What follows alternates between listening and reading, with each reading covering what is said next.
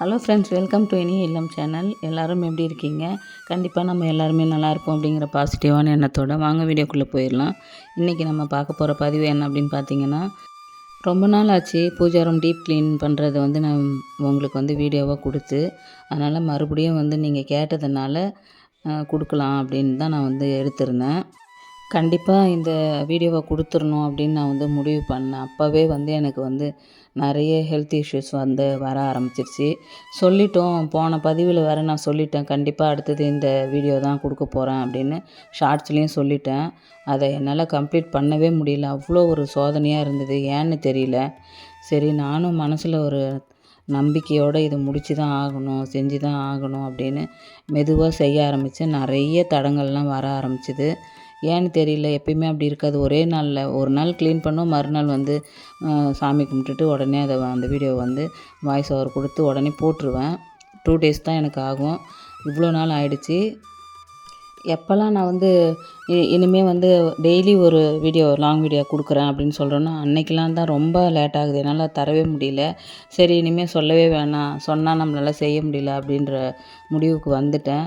யாருக்கெல்லாம் அதை மாதிரி ஒரு விஷயத்தை நடக்கிறதுக்கு முன்னாடியே சொன்னால் தடங்கள் ஆகுது, உங்களுக்கு அது மாதிரி விஷயங்கள்லாம் நடந்திருக்கா அப்படின்னு கண்டிப்பாக எனக்கு கமெண்ட்டில் சொல்லுங்கள். இல்லை எனக்கு மட்டும்தான் இந்த மாதிரி நடக்குதா அப்படின்னு எனக்கு தெரியல.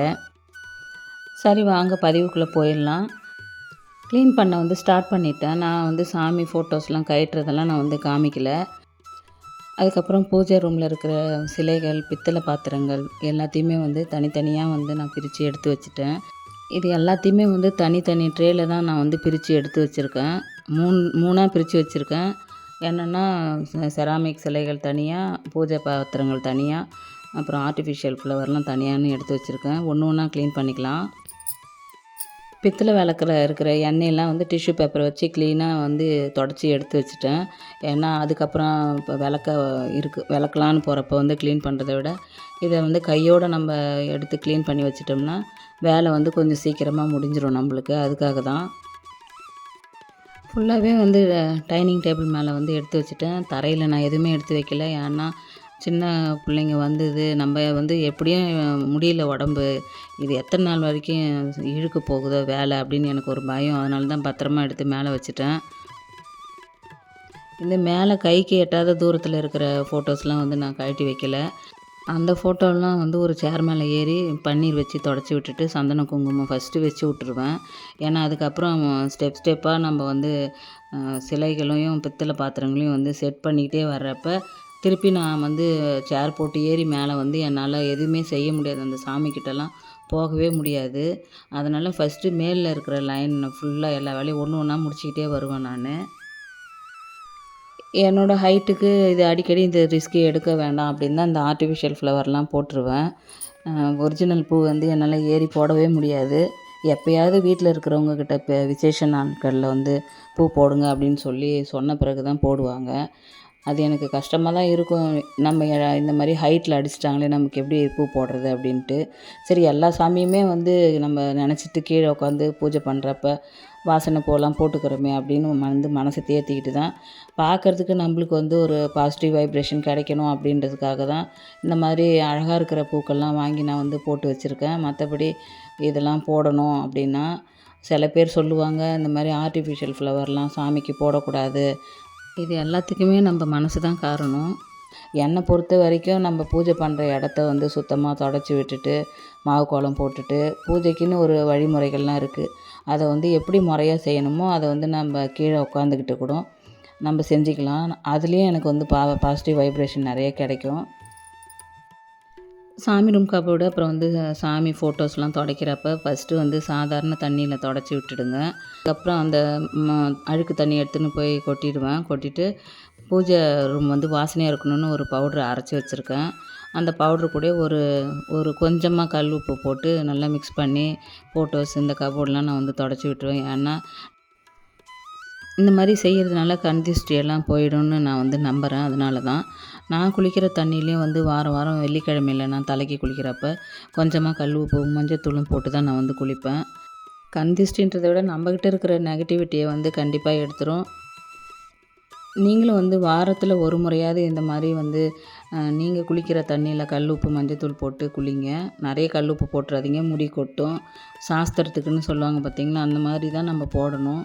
நான் சொன்னதுக்காக நிறைய உப்பை போட்டுட்டு உப்பு தண்ணி வந்து கண்டிப்பாக முடி கொட்டும். அந்த மாதிரி பண்ணிடாதீங்க. சும்மா ஒரு சிட்டிகை மட்டும் போட்டுக்குங்க நம்ம குளிக்கிற தண்ணியில் போதும். இது வந்து எந்த பிளானுமே இல்லாமல் திடீர்னு தான் நான் வந்து க்ளீன் பண்ண ஆரம்பித்தேன். நான் வந்து பச்சரிசி ஊற வச்சு மாவு கோலம் போடலாம் அப்படின்னு பார்த்தேன். ஆனால் என்னால் அதை செய்ய முடியல. சரி, கையோட ஒரு வேலையை செஞ்சுடுவோம், சாக் பீஸ்லேயே நம்ம போட்டு விட்டுடலாம் அப்படின்னு சொல்லிட்டு தான் நான் வந்து போட்டேன். அந்த மாதிரி நீங்கள் போடாதீங்க, பச்சரிசி மாவு கோலம் போடுங்க. இது எல்லாமே வந்து சாமி சிலைகளை வந்து கொலுவில் வைக்கிற மாதிரி தான் நான் வைக்க போகிறேன். அதனால் எனக்கு பிடிச்ச மாதிரி பாசிட்டிவான எண்ணங்கள் கொடுக்குற மாதிரி டிசைன்லாம் வந்து நம்ம போட்டு பார்க்குறப்ப அழகாக இருக்குது அப்படின்னு எனக்கு தோணுச்சுனாலே போதும், நல்லதே நடக்கும். நீங்கள் அது மாதிரி செய்கிற மாதிரி இருந்தால் உங்களுக்கு சில பேர் சொல்லுவாங்க, சாக் பீஸில் கோலம் போடக்கூடாது, கடன் சேரும், அந்த மாதிரி சொல்லுவாங்க. எதுவுமே நான் வந்து நெகட்டிவாக யோசிக்கிற மாதிரி இல்லை. நிறைய நல்ல விஷயங்கள் நம்ம பூஜை ரூமில் பண்ணுறோம். அதை நினச்சி நான் வந்து மனசை தேர்த்திப்பேன். ஒரு நெகட்டிவாக ஒரு விஷயம் செய்கிறோன்னா பாசிட்டிவாகவும் ஒரு நிறைய விஷயங்கள் நம்ம வந்து செய்கிற மாதிரி இருந்துச்சுன்னா அந்த நெகட்டிவ் வந்து நம்மளை விட்டு போயிடும். கோலம் போடுறதுக்கு முன்னாடியே சாக் பீஸ் வந்து தண்ணியில் நல்லா ஊற வச்சுட்டேன். அதுக்கப்புறம் தான் நான் வந்து டிசைன் போட ஆரம்பித்தேன். இப்போ ட்ரை ஆன பிறகு நான் காமிக்கிறேன், மறுபடியும் எப்படி இருக்குன்னு பாருங்கள். இது ஈரத்தில் எடுத்திருந்தேன். இது காஞ்ச உடனே பளிச்சுன்னு அவ்வளோ பார்க்குறதுக்கு எவ்வளோ அழகாக இருக்குது பாருங்கள். இந்த கபோர்டு வந்து பார்க்குறதுக்கு நல்லா இருக்குது. நான் வந்து ரொம்ப நாள் யோசித்து இதை மாதிரி வைக்கணும் அப்படின்னு சொல்லிட்டு நான் அடிச்சிட்டேன். ஆனால் கொஞ்சம் யோசிக்காமல் விட்டுட்டேன். என்னென்னா, இதுக்கு மேலே இருக்க ஃபோட்டோலாம் கண்டிப்பாக ஒரிஜினல் பூ போடணும், துடைக்கணும் அடிக்கடி. இந்த மாதிரி கை கெட்டாத தூரத்தில் வச்சுட்டு அது வந்து நம்மளுக்கு பார்க்குறப்பலாம் நெகட்டிவ் எனர்ஜி கண்டிப்பாக அதில் தோணுது. என்னென்னா, என்ன இப்படி தூசியாக இருக்குது, காஞ்சு போன பூவை கூட நம்ம போய் எடுக்க முடியல, அந்த மாதிரிலாம் நம்ம நினைக்கிறப்ப மனசு ரொம்ப கஷ்டமாக இருக்கும். எந்த ஒரு சின்ன மனசு கஷ்டத்தோடையும் நம்ம வந்து பூஜை ரூமில் போய் உட்காரவே கூடாது, பார்க்கவும் கூடாது. உங்களுக்கு இந்த மாதிரி கபோர்டு வைக்கிறது, ஃபோட்டோஸ்லாம் கரெக்டாக இருக்குது, எனக்கு இந்த பூஜை ரூம் பிடிச்சிருக்கு, நானும் இதுமாரி செய்வேன் அப்படின்னா நீங்கள் கண்டிப்பாக செட் பண்ணிக்கலாம். நான் ஏன் வந்து எனக்கு கஷ்டமாக இருக்குது அப்படின்னு சொன்னேன்னா, எனக்கு ஏஜ் ஆகிடுச்சு. இதுக்கு மேலே வந்து சேர் மேலே வந்து என்னால் ஏறி நின்று இதெல்லாம் வந்து க்ளீன் பண்ண முடியல. ஃபஸ்ட்டுலாம் அழகாக சுறுசுறுப்பாக செஞ்சிகிட்டு இருந்தேன். எனக்கு இது ஒரு பெரிய வேலையாகவே தெரியாது. இப்போ எல்லாமே வந்து மலைப்பாக இருக்குது. ஐயோ, இது எப்படி நம்ம க்ளீன் பண்ணுறது, ஏன் நம்ம இதை மாதிரிலாம் செட் பண்ணோம், ஏஜுக்கு தகுந்த மாதிரி நம்ம வந்து வேலையெல்லாம் கம்மி பண்ணிக்கணும், எப்படி கொஞ்சம் சாமி ஃபோட்டோ விளக்குகள்லாம் வச்சுருந்தா கூட நம்மளால் அடிக்கடி க்ளீன் பண்ணுற மாதிரி இருக்கணும், அந்த மாதிரி செட் பண்ண போகிறேன். இப்போதைக்கு நான் வந்து இதை ஒன்றுமே பண்ண முடியாது. சரி, நம்ம சொந்த வீட்டுக்கு போனோம்னா நம்ம அது மாதிரி நம்ம செட் பண்ணிக்கலாம் அப்படின்னு நான் வந்து முடிவு பண்ணி வச்சுருக்கேன். உங்களால் முடியும், நீங்கள் சின்ன வயசாக இருக்கீங்க, இது எனக்கு பிடிச்சிருக்கு அப்படின்னா நீங்கள் கண்டிப்பாக இதை மாதிரி நீங்கள் ட்ரை பண்ணலாம். சாமி சிலைகள்லாம் வந்து நம்ம க்ளீன் பண்ணுறதுக்காக தான் ஒரு பக்கெட்டில் அந்த அபிஷேக பொடி, வாசனையாக இருக்கிறதெல்லாம் எல்லாத்தையும் பச்சை கற்பூரம்லாம் போட்டு ஒவ்வொரு சாமி சிலையிலையுமே வந்து நான் சுத்தமாக அழகாக க்ளீன் பண்ணி எடுத்து வச்சுட்டேன். அப்புறம் ஆர்டிஃபிஷியல் ஃப்ளவரை வந்து ஷாம்பு தான் போட்டு ஊற வச்சுருந்தேன், அதையும் அலசி போட்டுட்டேன். பார்த்தீங்களா எவ்வளோ ஆர்டிஃபிஷியல் ஃப்ளவர், அதுக்கப்புறம் அந்த தோரணம் இதெல்லாமே வந்து நான் இது இப்போ வாங்கினா நல்லாயிருக்கும், அழகாக இருக்கும்னு வாங்க ஆரம்பித்தப்பலாம் நான் யோசிக்கவே இல்லை, இது அத்தனையுமே நம்ம தான் க்ளீன் பண்ண போகிறோம் அப்படின்றது. யாருமே ஹெல்ப் பண்ணலை அப்படின்னும்போது நம்மளோட வேலையை நம்ம தான் குறைச்சிக்கணும், ஆசைகளையும் குறைச்சிக்கணும் அப்படின்றது மட்டும்தான் ஒவ்வொரு முறை க்ளீன் பண்ணுறப்பவும் எனக்கு தோணிக்கிட்டே இருந்தது. சரி, இறங்கிட்டோம், செய்யணும்னு ஆசைப்பட்டுட்டோம், இனிமேல் அதை பற்றி யோசிக்கவே கூடாது, பரவாயில்ல, நம்மளுக்கு வந்து டிப்ரெஷன்லாம் விலகி போகுது, நிறைய பிரச்சனைகள் வந்து ஃபேமிலியில் இருக்குது, அதனால் பரவாயில்லன்னு சொல்லிட்டு தான் எல்லாத்தையும் இழுத்து போட்டு செய்ய ஆரம்பிச்சிட்டேன். வேலைகளை கம்மி பண்ணோம்னா யோசிக்கிறதுக்கான டைம் நிறைய கிடைக்கும். எனக்கு இப்போ இருக்கிற பிரச்சனைகளுக்கு யோசிக்கவே கூடாது, நம்மளை நம்ம பிஸியாக வச்சுக்கணும் அப்படின்னு மட்டும்தான் யோசிச்சுக்கிட்டே இருந்தேன். என்றைக்கு வந்து எனக்கு பிரச்சனையெல்லாம் முடிஞ்சிட்டு நான் மனசு வந்து அமைதியாக வாழ ஆரம்பிக்கிறனோ அன்றைக்கி இந்த மாதிரி வேலையெல்லாம் நான் வந்து கண்டிப்பாக கம்மி பண்ணிக்குவேன். எலும்பு தேயிற வயசு எனக்கு வந்துருச்சு.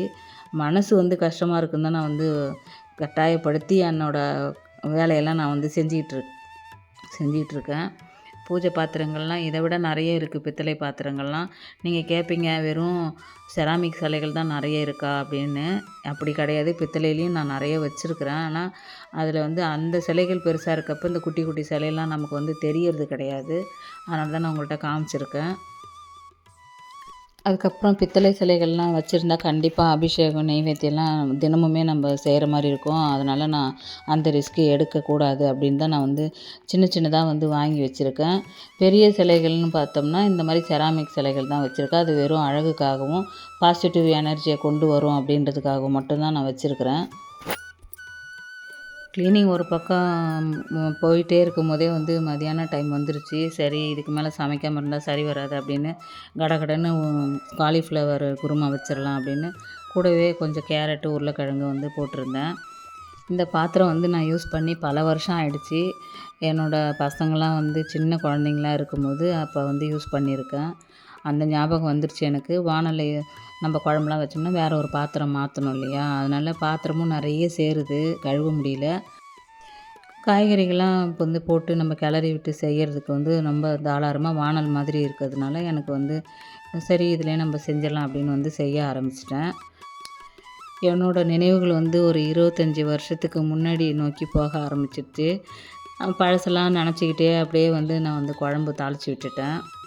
நான் குருமா குழம்புக்கு மசாலாவில் என்னென்ன போட்டிருந்தேன் அப்படின்னா வெங்காயம், தக்காளி, பச்சை மிளகா, கொஞ்சோண்டு கருவேப்பிலை, கொத்தமல்லி, பெருஞ்சீரகம் இது மட்டும் மிக்ஸ் பண்ணி நல்லா நைஸாக அரைச்சி எடுத்துக்கிட்டேன்.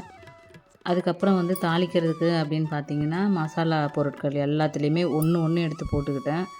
அதுக்கப்புறம் தான் வந்து அரிஞ்சு வச்சுருந்த காய்கறிகள்லாம் போட்டு மஞ்சத்தூள், அதுக்கப்புறம் தனியாத்தூள், மிளகாத்தூள் இது எல்லாமே போட்டு நல்லா கிளறி விட்டுட்டு குழம்புக்கு தேவையான அளவுக்கு வந்து நான் தண்ணி ஊற்றிட்டேன்.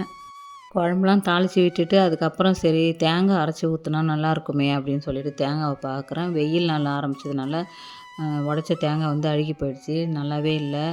வேறு வழியும் இல்லை, கடையும் பக்கத்தில் இல்லை வாங்கிட்டு வந்து செய்கிறதுக்கு. பொட்டுக்கடல, முந்திரி பருப்பு மட்டும்தான் போட்டு நல்லா நைஸாக அரைச்சிட்டு குழம்புல வந்து ஊற்றிட்டேன். தேங்காய் இல்லை அப்படின்ற ஒரு குறையே எனக்கு தெரியல. குழம்பு நல்லா கட்டியாக டேஸ்ட்டாக நல்லா இருந்தது. கடைசியில் வந்து வேக வச்சுருந்த முட்டையும் அதில் வந்து போட்டுட்டேன். நிறைய பூஜை வேலைகள்லாம் இருக்கிறதுனால நான் வந்து சிம்பிளாக வந்து சமையலை முடிச்சிட்டேன். சமையல் பண்ணி முடித்ததுமே வந்து நல்லா குளிச்சுட்டு வந்து அதுக்கப்புறம் மஞ்சள் குங்குமம்லாம் பூஜை பாத்திரத்துக்கெலாம் வச்சுட்டேன். அந்த விளக்குகளை எங்கெங்கே வைக்கணும்னு ஆர்டராக கொஞ்சம் கொஞ்சமாக யோசித்து இதை செட் பண்ணவே எனக்கு 1 ஹவர் ஆகிடுச்சி. அழகாக பூவெல்லாம் வந்து போட்டு விட்டுட்டேன். நெய் விளக்கு வந்து குலதெய்வத்துக்கு நெய் விளக்கு, முருகருக்கு ஒரு நெய் விளக்கு, வாராகி அம்மனுக்கு ஒரு நெய் விளக்குன்னு போட்டாச்சு. ஏன்னா ஃப்ரெஷ்ஷாக எல்லாம் குளிச்சுட்டு அழகாக அலங்காரமாக உட்காந்துட்ருக்காங்க. கண்டிப்பாக அவங்களுக்கும் பசிக்கும். நெய் தீபம் போடுறதுன்றது வந்து ஒரு முழுசாக நம்ம சமையல் செஞ்சு வச்சு நெய்வேத்தியம் பண்ணுறதுக்கு சமம்னு சொல்லுவாங்க. என்னோடய பூஜை அறையில் வந்து இது தென்மேற்கு மூலை, அதாவது வடகிழக்கு பார்த்த மாதிரி தான் வந்து மகாலட்சுமி தாயாருக்கு சம்மந்தப்பட்ட விஷயங்கள்லாம் நான் வந்து வச்சுருக்கேன். நான் வந்து என்னோடய வாழ்க்கையில் நிறைய முன்னேற்றங்களை பார்க்கணும் அப்படிங்கிறதுக்காக செய்ய ஆரம்பித்த ஒரு விஷயம் நம்பிக்கையோட பூஜை வேலைகள் தான். இதில் நிறைய குறிப்புகள் வந்து சொல்லணுன்னா சொல்லலாம். நான் அடுத்த பதிவில் கண்டிப்பாக நான் கொடுக்குறேன். இந்த பதிவே வந்து பூஜை அறையை வந்து டீப்பாக க்ளீன் பண்ணுறத பற்றி வந்து காமிக்கணுன்னு தான் நான் காமிச்சிருந்தேன். அதனால் நிறைய குறிப்புகள் என்னால் சொல்ல முடியல. இதுவே லாங்காக போயிடுச்சு வீடியோ. அது வந்து இன்னொரு பதிவில் நான் கண்டிப்பாக தரேன். பூஜை அறையில் வந்து ஒரு சில விஷயங்கள் இருக்கக்கூடாது, சில விஷயங்கள் கட்டாயம் இருக்கணும் அப்படின்றதெல்லாம் வந்து இருக்குது. இந்த பதிவே வந்து ரொம்ப லென்த்தாக போயிட்டே இருக்குது. கண்டிப்பாக உங்களுக்கும் போர் அடிச்சிடும். பூஜை அறை குறிப்புகள் வந்து நான் என்னென்ன விஷயம்லாம் வந்து ஃபாலோ பண்ணிகிட்ருக்கேன் அப்படின்றத மட்டும் கண்டிப்பாக நான் நெக்ஸ்ட்டு வீடியோவில் ஷேர் பண்ணுறேன், பாருங்கள். என்னால் முடிஞ்ச வரைக்கும் ஃபுல்லாகவே டீப் க்ளீன் பண்ணிட்டேன். க்ளீன் பண்ணுறதுக்கு முன்னாடி இருந்த பூஜை ரூமும் க்ளீன் பண்ணதுக்கு அப்புறம் இருக்கிற நீங்கள் பார்க்குற பூஜை ரூமுக்கும் என்ன வித்தியாசம் அப்படின்னு நான் உங்களோட கமெண்ட்டுக்காக வெயிட் பண்ணுவேன். இந்த வீடியோ உங்களுக்கு பிடிச்சிருந்தது, எந்த வகையிலையாவது யூஸ்ஃபுல்லாக இருந்தது அப்படின்னா கண்டிப்பாக எனக்கு வந்து ஷேர் பண்ணுங்கள். அவ்வளோதான் ஃப்ரெண்ட்ஸ், வீடியோவோட நிறைவு பகுதிக்கு வந்தாச்சு. கண்டிப்பாக உங்கள் எல்லாருக்குமே இந்த பதிவு பிடிச்சிருக்கும் அப்படின்னு தான் நினைக்கிறேன். பிடிச்சிருந்தது அப்படின்னா என்னோடய இணைய இல்லம் சேனலை வந்து சப்ஸ்கிரைப் பண்ணுங்கள். உங்கள் ஃப்ரெண்ட்ஸ் அண்ட் ஃபேமிலிக்கு ஷேர் பண்ணி விடுங்க. லைக்கும் ஹைப்பும் போட மறந்துடாதீங்க. தேங்க்யூ.